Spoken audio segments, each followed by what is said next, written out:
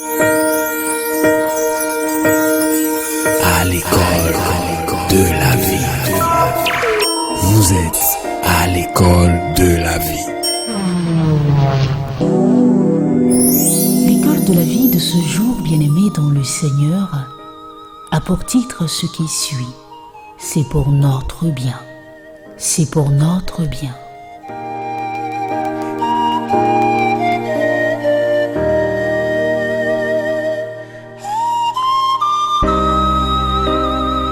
Je le disais tantôt que l'école de la vie de ce jour a pour titre « C'est pour notre bien ».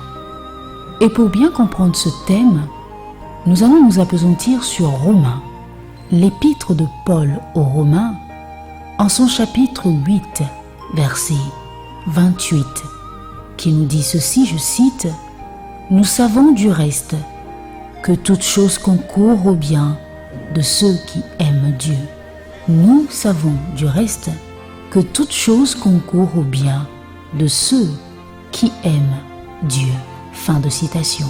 Romains chapitre 8, verset 28. Et notre histoire commence comme ceci.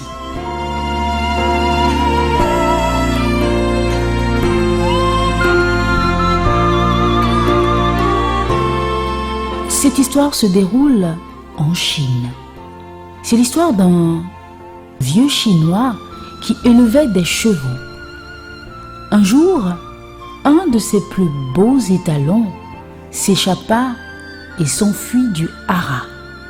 Les amis de l'éleveur se sont rassemblés chez lui pour pleurer sa perte. Une fois leur tristesse ainsi exprimée, l'homme, c'est-à-dire le vieux Chinois, leur a posé la question suivante. Comment puis-je savoir si ce qui m'est arrivé est bon ou mauvais? Personne n'eut réponse à cette question. Alors, 2 jours plus tard, le cheval fugitif est revenu avec plusieurs autres chevaux errant à sa suite. Les mêmes amis sont à nouveau venus chez lui, cette fois-ci pour célébrer. Mais comment puis-je savoir si c'est bon ou mauvais? Leur a demandé une fois encore le vieux Chinois. Ce même après-midi, le cheval lança une ruade à son fils, c'est-à-dire le même cheval fugitif qui est revenu avec d'autres chevaux, lança une ruade à son fils et lui cassa la jambe. Une fois de plus, les copains sont venus, cette fois-ci pour exprimer leur chagrin. Mais comment puis-je savoir si c'est bon ou mauvais? A demandé à nouveau le vieux Chinois. Quelques jours plus tard, la guerre éclata dans le pays. Son fils fut exempté du service militaire à cause de sa jambe. Les amis, vous vous imaginez, se sont encore rassemblés. Que retenir de l'école de la vie de ce jour, intitulée « C'est pour notre bien ». Eh bien, nous dirons que de notre point de vue limité, nous ne pouvons savoir avec certitude comment interpréter les événements de la vie. Pour l'enfant de Dieu qui lui fait confiance toutefois, c'est totalement différent. Dieu œuvre pour notre bien dans tout ce qui nous arrive. Et nous n'avons pas à demander comme le faisait le vieux Chinois. Comment puis-je savoir si c'est bon ou mauvais? Non, car selon les Écritures, selon l'épître de Paul aux Romains en son chapitre 8, le verset 28, Dieu nous donne, ou Dieu nous fait cette promesse, nous savons que c'est pour notre bien.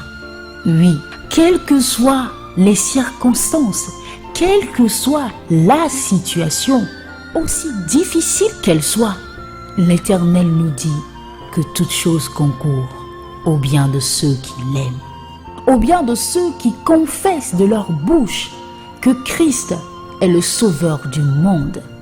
Oui, bien-aimés dans le Seigneur, nous savons du reste que toute chose concourt au bien de ceux qui aiment Dieu.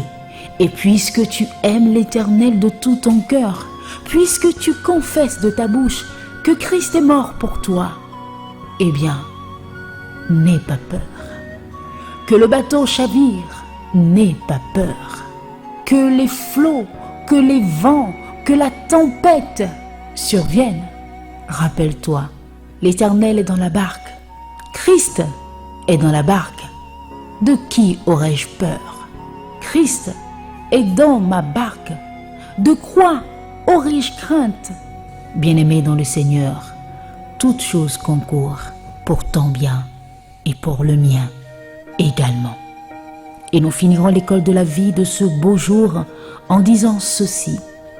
Ce que l'incroyant appelle la chance, le croyant sait que c'est l'amour de Dieu.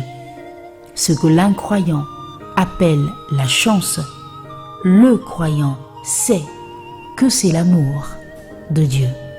Voilà l'école de la vie de ce jour. C'est pour notre bien.